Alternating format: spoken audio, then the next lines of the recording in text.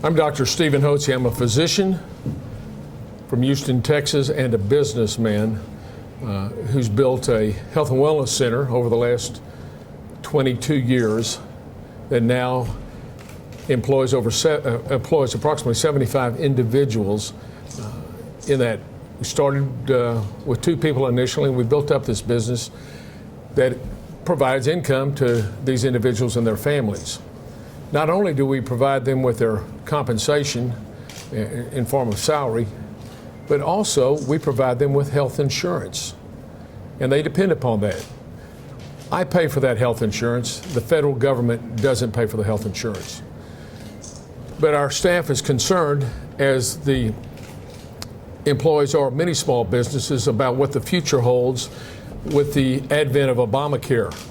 The reason is that we've been told by our insurance agencies that our insurance premiums are going to go up dramatically, contrary to what we were promised when President Obama and his cohorts in Congress said they were going to lower our health care premiums.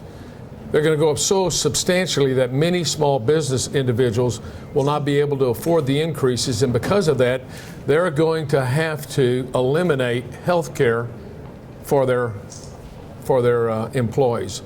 And by eliminating health care, it's going to mean the employees are going to be required to purchase their own health care, which is going to cause them to be placed in harm's way, because health care insurance for individuals, we have been told, is going up 100% in 2014.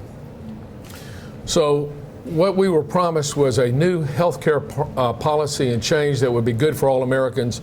Really has turned out to offer us nothing but higher insurance premiums, higher taxes, and a government that will allow its bureaucrats to interfere with the doctor-patient relationship.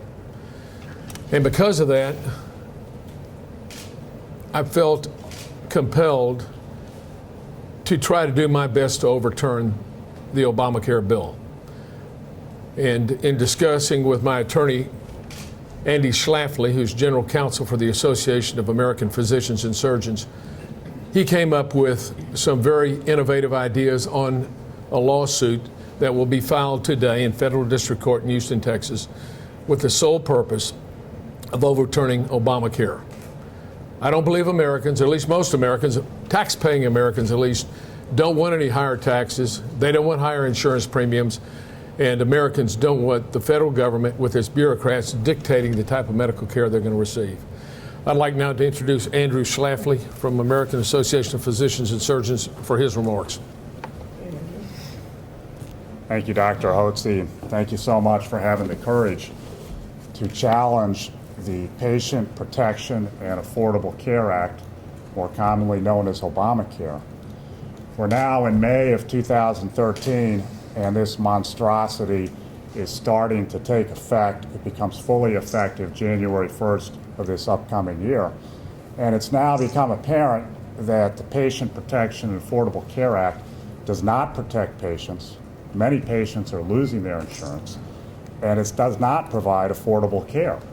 The cost of insurance premiums is skyrocketing. So as businesses start to shed their employees, and their studies have just come out that even though unemployment is coming down a bit, what's happening is the aggregate hours worked is also falling because businesses are shifting to temporary workers to get them under the 30 hours a week work schedule. Because once businesses can shed their workers and get below 30 hours a week, then they don't have to pay the harsh penalty of $2,000 per employee on that employee who's working only on a temporary basis. So we're seeing a massive realignment in our economy that's not good, where businesses are being forced to go to temporary workers who are not going to get insurance. Now, a brief history of legal challenges to Obamacare. This state, along with many other states, did file suit immediately when Obamacare became law on May 23rd, 2010. That went up to the Supreme Court, as many of you know, and the Supreme Court agreed with the states that Obamacare was not valid under the Commerce Clause.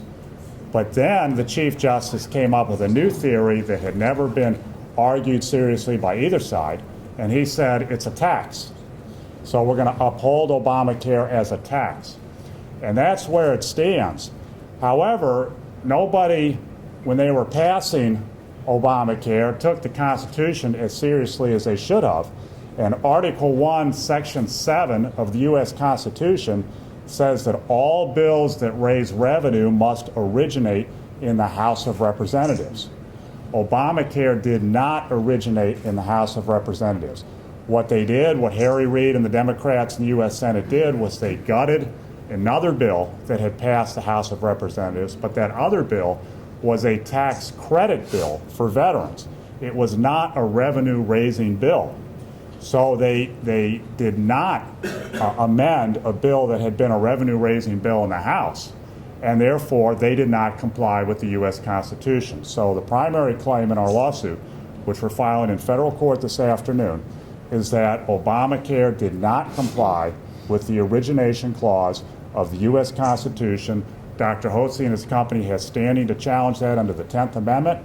Whenever the government does not comply with the U.S. Constitution, all citizens have a right under the 10th Amendment to assert a claim against that. And we're also challenging Obamacare under the 5th Amendment because what's become apparent is rather than providing affordable care to patients, what it's really doing is causing a redistribution of wealth. It's forcing Dr. Hotze, his company, and thousands of other businesses and individuals to pay money to insurance carriers under the threat of penalty if they don't do it. And that is prohibited by the Fifth Amendment, which does not allow a taking of property by the federal government ordering someone to pay money to their neighbor or someone to pay money to another private citizen. The government can take money through eminent domain for a public use, but they cannot order people to pay money to other people. And that's essentially what Obamacare has become. And we now see, as Democrats themselves admit, that Obamacare is a train wreck. That's an exact quote from Max Baucus, who was one of the architects of this bill. It's been affirmed by Harry Reid. This bill has become a terrible train wreck. And when you have that situation, it's important to file a lawsuit so that if the Obama administration does nothing, and they've indicated they're not going to do anything about this, it's important to have a case in federal court so a judge can say, hold on, this has become a terrible mess. What this bill is really doing is just taking a lot of money away from Texans. We're not doing the health insurance exchanges here. We're not doing the Medicaid expansion, but this immense burden on individuals and on businesses to pay money is just fleecing Texans of hundreds of millions of dollars, hundreds of billions of dollars.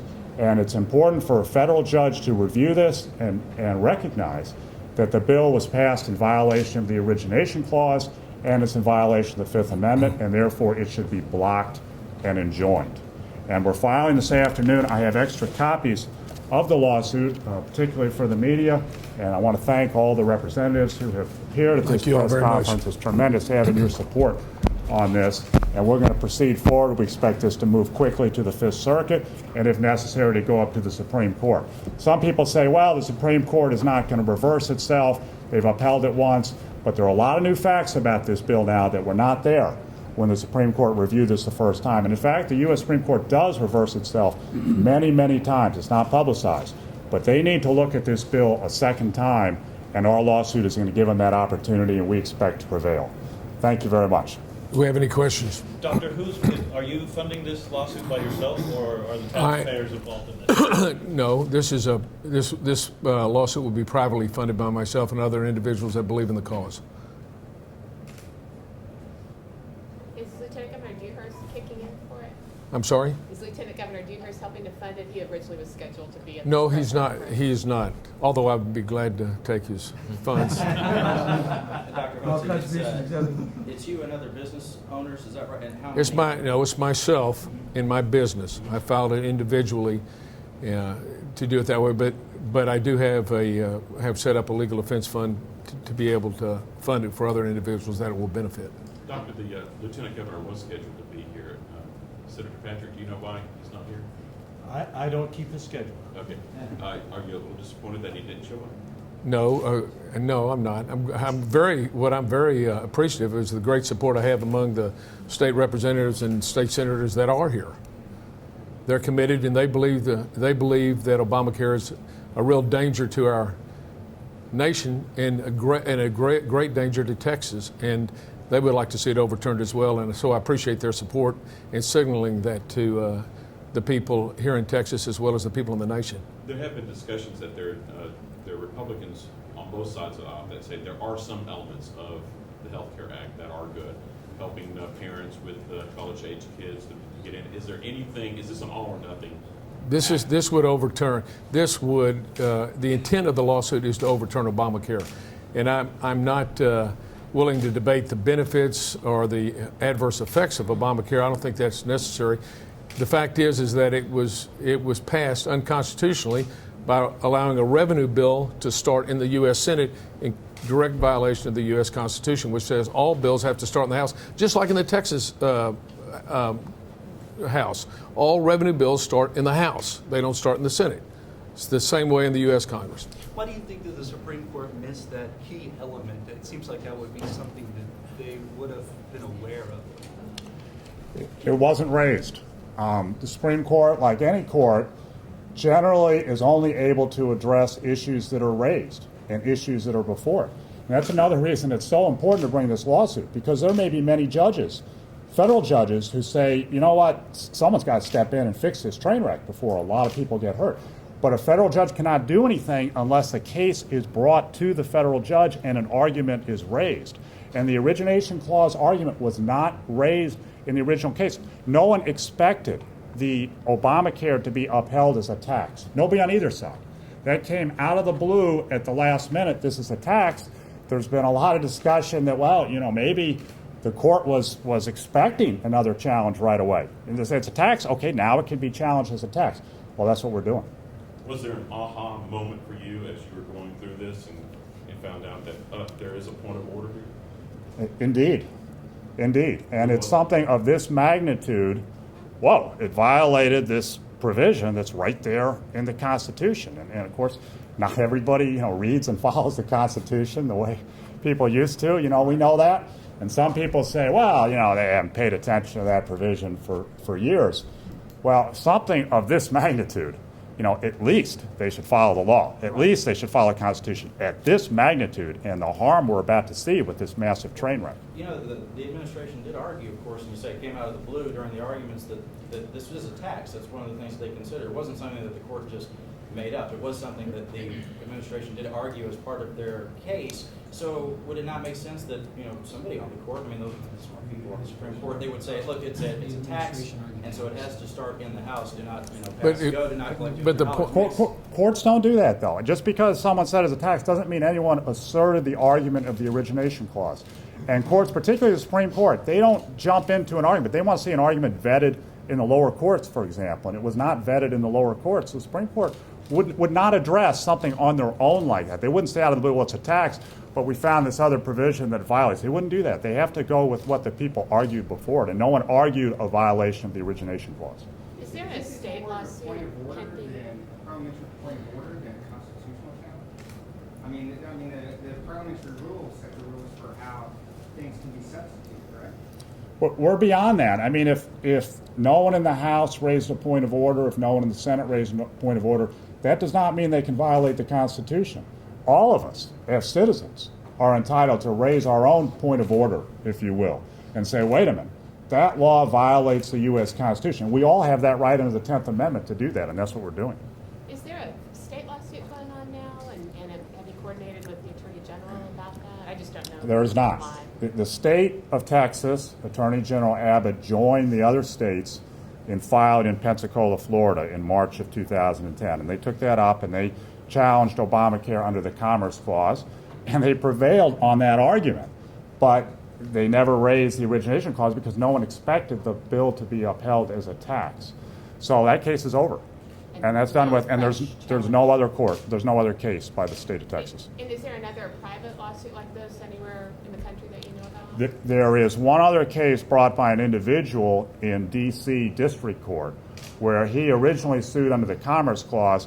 He has now amended that to add an origination clause issue to it. But he is not a business. And what we have here in this lawsuit is Dr. Hotze and his business. And this Obamacare hits businesses very hard, and that needs to be part of the case. $2,000 fine per employee for those employees who do not purchase the expenses of Obamacare insurance. And what the word is most businesses are going to pay the penalty. That's what the word is. They're not going to buy into the expensive insurance with all the mandates. The premiums are going way up, so instead they're going to pay the penalty. That's $2,000 per employee above a certain threshold. That's a big hit. Rudy, to your point earlier, not as a state senator, but as a small business person, I'm going to contribute, and I'm going to encourage other small businesses to contribute to this cause. This is representing all small businesses, which represents employees, and every worker's job is on the line. I had a senator tell me yesterday that he was he was in a bank on Friday back in his district, and the bank had a sign in the front window that said, job available, 29 hours or less per week. So this is about us as citizens, whether you own a business or work for a business. This is going to be a huge expense. I'm grateful that Dr. Hotze is stepping forward as no other business person in America has done, and I think he'll have the support of many business owners and people around the state. So I look forward to joining him on this. Forgive me, I have to go to finance. Thank you so much. And Rudy, when you asked the question earlier, what about the good things, the few good things that may or may not be in Obamacare? Most of those things, like allowing kids that are in college to stay on their parents' plan, are already in state law in Texas and many other states. So that was a part of their sales job to pass the bill, but many of those things were already addressed in the major states and most states in the country. Thank you all for joining us today. I'm sorry, have you coordinated with the Attorney General or touched base with him before filing this to make sure, I don't know, didn't interfere with any plans of his at all? Or? We have notified Governor Perry, also Lieutenant Governor Dewhurst, as well as Attorney General Abbott, that we would be filing this suit.